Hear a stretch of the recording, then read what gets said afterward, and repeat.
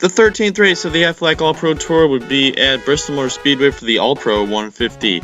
Ray Davis is going to get the AAA pull award here. He's had a great couple of runs the past couple of weeks, and he's definitely coming into his own here late in the season. Valine Click starts second, David Pilar third, David Hugar fourth, and Darian Manarin, last week's winner at Alberta, starts in the fifth position as they round turn number 4 to complete lap number 1. Ray Davis holds the lead for now. Aaron Anderson is our point leader, and he started last with his teammate Ryan Anderson right in front of him. It looks like they're checking up back there as well. So Anderson, if he wants to hold this point lead over, I believe Tobias Newbridge is in second, he is going to have to up his performance, and it looks like he is right now, going past 4 cars in one corner. So Aaron Anderson looking to hold his point lead here at Bristol. A couple cars get into the wall here as we see Aaron Parker in the 50 and Bjorn Brewer riding the wall off turn number 4, and the 87 will fall back a couple spots for that. That was a popular place to hit the wall. As here we go on lap number 5, that wall comes back to bite some of these guys. Tobias Newbridge got into the 51 of Jack Collins, spun him around, and then we had another wreck involving Aaron Parker, who gets turned by Jesse and Collex Anderson as they spin down the front straightaway. Anderson would continue on, as all these guys would, except for Collins, who's stalled on the inside there. Ray Davis continues to lead on the restart. Valine Click continues in second. Not really much has changed within the top 5. As they head down into turn number 3, Darian Manarin has slotted his way into third position and is now working underneath the 0-0 for second. Here he is off turn number 4 the following lap, taking the lead, or second, away from Click, and continuing his pursuit, trying to catch the 66 of Davis. Manarin doing double duty the rest of the year in the 92 for the Porter Racing Corporation in the AARS, so we'll see how he does there. Definitely a regular here in the AAPT, as we see Luke Lanigan just won't get off Hugar. They spin into the outside wall right in front of the field, and they collect a ton of cars as the 02 goes up and over. A vicious crash on the back straightaway here at Bristol. The 8 car is involved. 26 of Sarah Woods is also involved. Let's get another look at this. The 02 just doesn't let up whatsoever. The 6 may have cut down, but the 02's got to give him some space there, and it just creates a vicious pile-up on the back straightaway. The 02 up and over. The 6 of Hugar gets some major damage as well. He'll be done for the race. The 26 of Woods is also finished as we're on board Lanigan now. And once you just spin off turn number 2, oh, there goes our camera. Once you spin off 2, you slide down, and so much like Dover, there is just nowhere to go for all these guys as Woods just piles into the 6.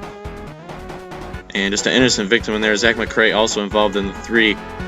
On the restart, the 02, who just flipped, is still in the race in the inside groove, a lap down, or a couple laps down. Ricky Green's going to look under Manarin for second, using the 02 as a pick here.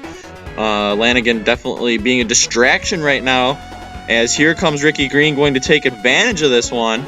Ricky Green in the Renesee Racing Ford goes to the lead. Ricky Green, known for his qualifying, hasn't really had the finishes to back it up in his 2 seasons in the AARO, last year in the LNT, but Ricky Green currently in the first position right now. He only has 1 win in the AARO. That came at the last race of the year in the LNT last season. Valine Click, remember she was in second just a minute ago. She's all the way back in the 30th spot. Her teammate back there, Greg Nee, is also not having a good run, so definitely not a good race so far for the Greg Nee Motorsports. Lap 55, we have our 3rd caution of the race come out for a little bit of showers. However, that would clear up and we'd get back underway. Ricky Green back in the lead. There wasn't even a red flag for that rain delay, and just sprinkling a bit. The AARO wanted to be cautious as you take a look at Ricky Green just pulling away on the restart.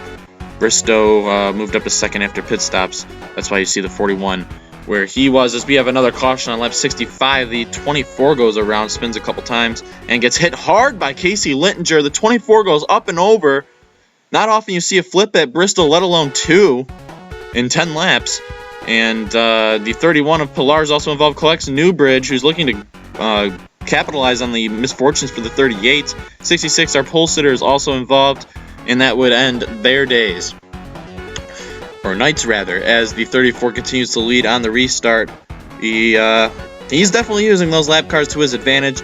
He gets around them pretty quickly and gets to a giant lead in his number 34. Lap 72, Jordan Tipson is around collecting Seth McGuire with him. It looks like McGuire got into the 18, spun the 18 around, and Jordan Tipson goes hard on the inside wall. The Avoda Motorsports Buick will be done for the race, and the JN Motorsports Dodge of McGuire gets hit a couple times there by One of them was Clyde Lattinger and others.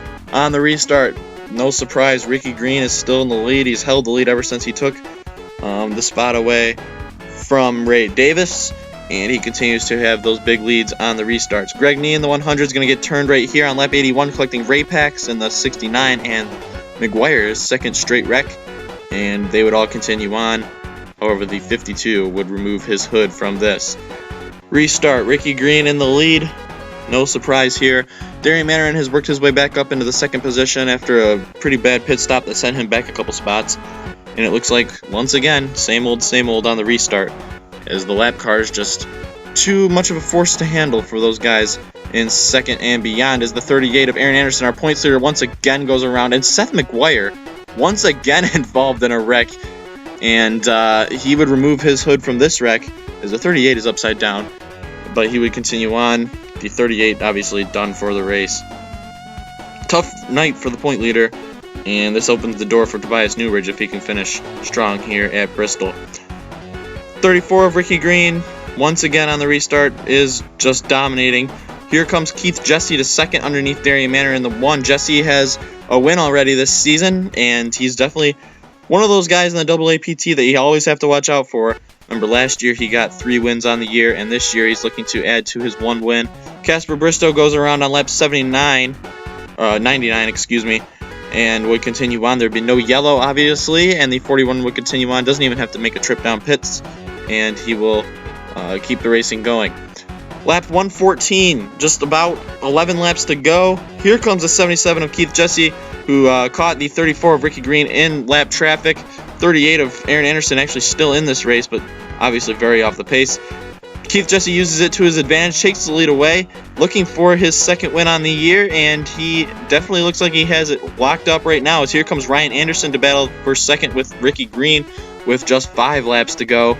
And Anderson, who started way back in the field, is going to move his way up into the second position as Keith Jesse comes around and takes the white flag in his number 77. Silver Green Motorsports, always a threat here in the AAPT with Littinger, Jesse, Green, and Heath. Very dangerous team, should be great in the future in the AARS. And Keith Jesse comes off turn number 4 and wins here at Bristol Motor Speedway, his second win on the year. Tobias Newbridge is going to take the 2015 points lead after this one.